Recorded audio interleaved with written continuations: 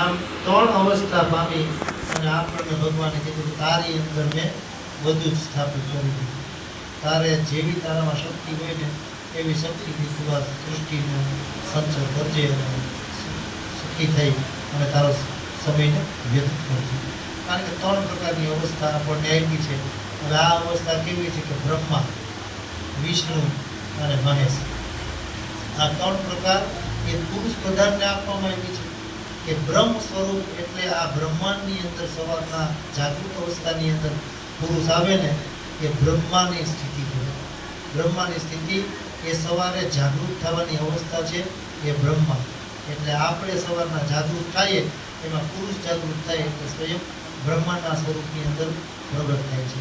કારણ કે ભગવાનની નાભી કમળમાંથી બ્રહ્માજીની ઉત્પત્તિ થાય છે. એમાં આપણે શેષની શૈયા ઉપર આપણે સુઈ જઈએ છીએ અને વિરાટ પુરુષના રૂપમાં એ પરમાત્મા આપણને નાભીમાંથી રોજ સવારે જાગૃત કરે છે. હે બ્રહ્મા, ઉઠાડો. કોઈ તમને ન ઉઠાડે તો તમે 9 વાગે ઉઠો, 10 વાગે ઉઠો, 11 વાગે ઉઠો, પણ તમે ગમે ત્યારે જાગૃત અવસ્થાને પ્રાપ્ત કરો છો. શા માટે? કે બ્રહ્મનું ચિંતન કરતા કરતા આપણે બ્રહ્મા બની ગયા છે.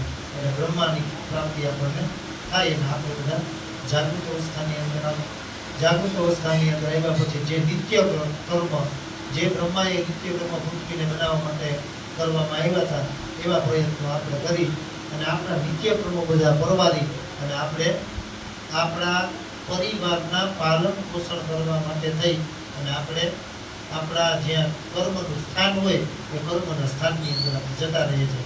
એટલે ઘરનો પુરુષ જ મોટા ભાગે કામ ધંધે જતા હોય એ વિષ્ણુ છે. કારણ કે પાલન પોષણ કરવાની જવાબદારી વિષ્ણુ પરમાત્માની છે.